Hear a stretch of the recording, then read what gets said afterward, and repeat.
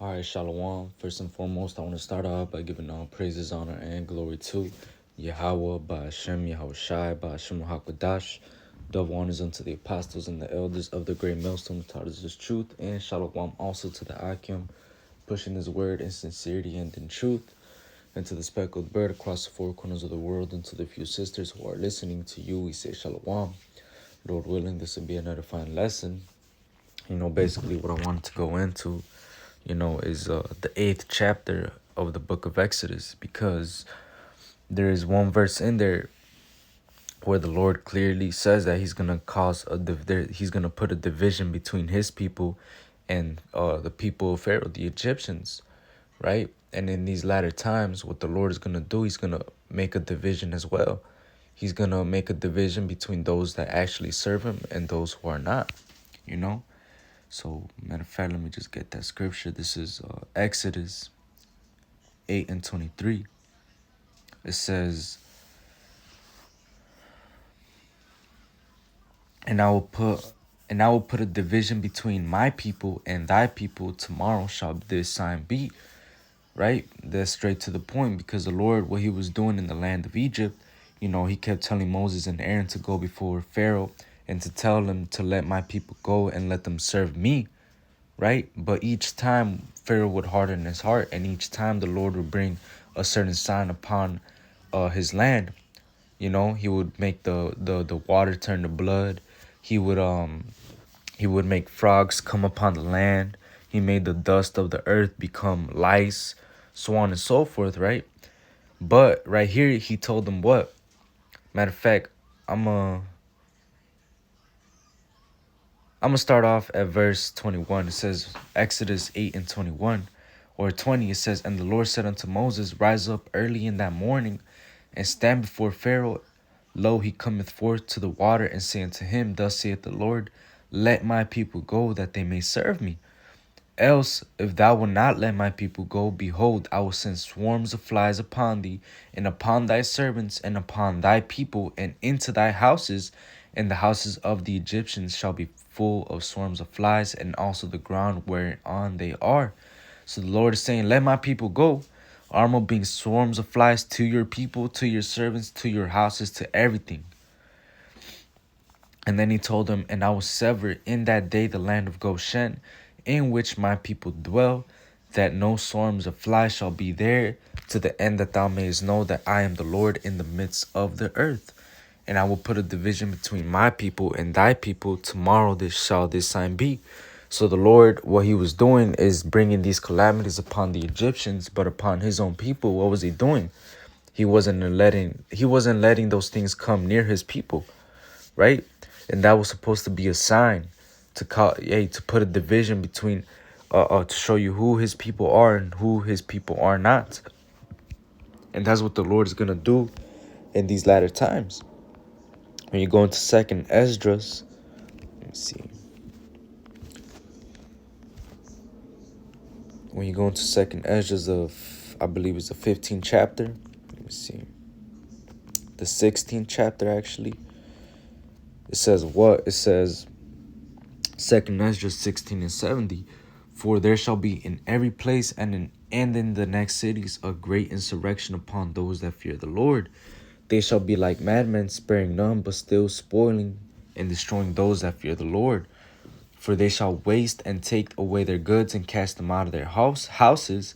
Then shall they be known who are my chosen, and they shall be tried as the gold in the fire. Because what's about to come down the pipe, this devil knows that he has a short time. Hey, they're even pushing that MOTB harder than ever. You got people hopping on the Joe Rogan podcast talking about it. You got, everything that's going on in the world right now currently with these current events that just happened in the last 2 weeks.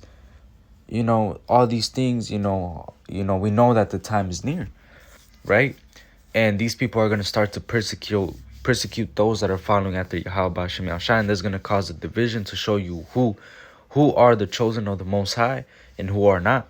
Because a lot of these people that are in these different camps, they're leading the sheep astray. What are they doing? They're teaching things, damnable heresies. They're teaching that you could have sex on the Shabbat. They're teaching that you could smoke weed. They're teaching that you could pop your woman in the, so on and so forth. And they're just teaching that Yahweh Shai, that you don't have to worship Yahweh Shai. All these things that are amounting to what their doctrine is off. A lot of these people, they're really not with the Lord. But, those who are his chosen is going to be known. It says, then shall they be known. They're going to be known. The Lord said that he was going to bring us fame in the land whether we went to captivity, man. Let me see if I could get that.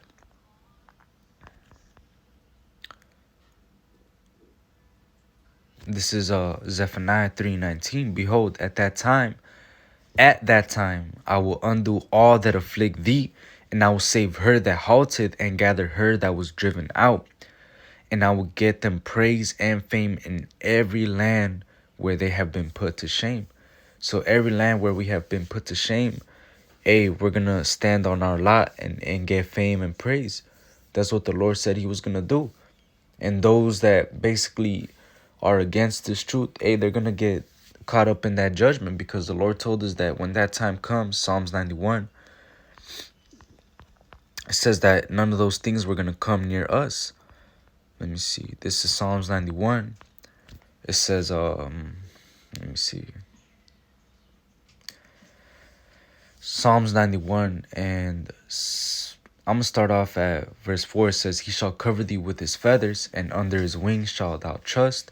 His truth shall be thy shield and buckler. So this truth is our shield and our buckler. This was protecting us, man. This was protecting us against what these people believe in, what these people are trying to push down our throats, what these people are trying to make us believe. This truth is our shield and buckler against what the Lord is about to do to this place. Think about that. Because just like in the land of Egypt, when the Lord was bringing all those calamities upon them, what did he tell the children of Israel to do in the 12th chapter?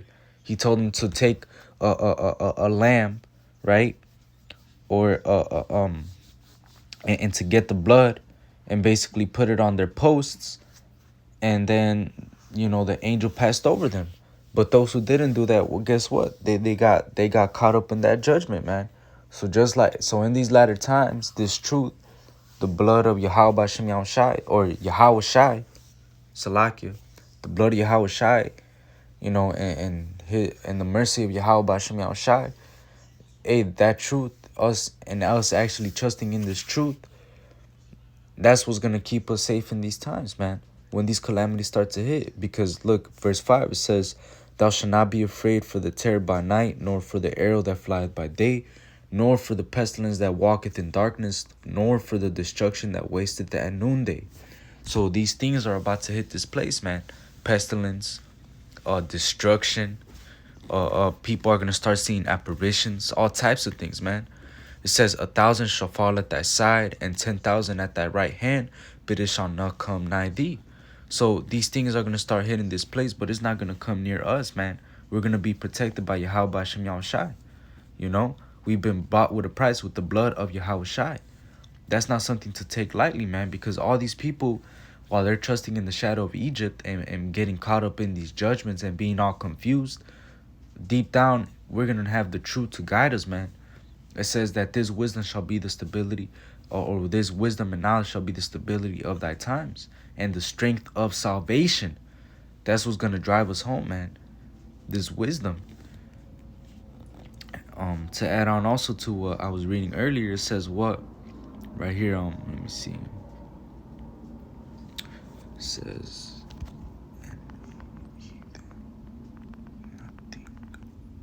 this is 2nd Ezra 2. 2nd Ezra 2:26, it says, as for the servants whom I have given thee, there shall not one of them perish, for I will require them from among thy number. So the Lord is going to basically require his true servants, those who the Lord wants to serve him, because the Lord is very particular. The Lord is a very austere man. What he wants is what he wants. So if he wants a certain man to serve him, the Lord is going to have that man, no matter what, in what way, shape, or form. But the Lord is going to have that man, and he's going to wake up to this truth. And guess what? He's going to be constantly given that diligence to be in cahoots with the Most High, man. He's not going to be going off, right? He's going to be on the right side of the Lord. You know, when the Lord draws that line and makes that division of who's serving him and who isn't, that man is going to be on the side of the people who's serving him, man. He's going to be required from among that number. Verse 27, be not weary, for when the day of trouble and heaviness cometh, others shall weep and be sorrowful, but thou shalt be merry and have abundance. So this is a faith booster, because this is going to happen to those who are chosen, those who are part of the people that are actually, you know, considered his people, right? It says, the heathen shall envy thee, but they shall be able to do nothing against thee, saith the Most High, saith Yahweh. So there you have it, man. These people, they're going to start envying us. They're going to start seeing the Lord dealing with us. They're going to see Yahweh Bashem Yahushai dealing with us on a whole different level. And they're going to envy us, but they're not going to be able to do nothing against us, man. Just like in the book of Exodus, man. The Lord was showing the division between the children of Israel and the Egyptians. The Lord drew the line. But guess what? The Egyptians weren't able to do nothing against the children of Israel. They weren't. All Pharaoh could do was increase their load. But what happened? It says that the more their afflictions grew, the more let me get that real quick. Because because what Pharaoh basically tried to do, the more that the children of Israel would grow, the more that they would increase their afflictions. But it says, but the more they afflicted them, the more they multiplied and grew, and they were grieved because of the children of Israel. That's Exodus 1 and 12. I'm going to read it one more time. Exodus 1 and 12. But the more they afflicted them, the more they multiplied and grew, and they were grieved because of the children of Israel. So the more they grieved them, the more they afflicted the children of Israel, the more they multiplied and grew, man. You know, they weren't able to do anything against the children of Israel, man. Especially in these latter times, the elect, what the Lord is going to do with the elect is going to be beautiful.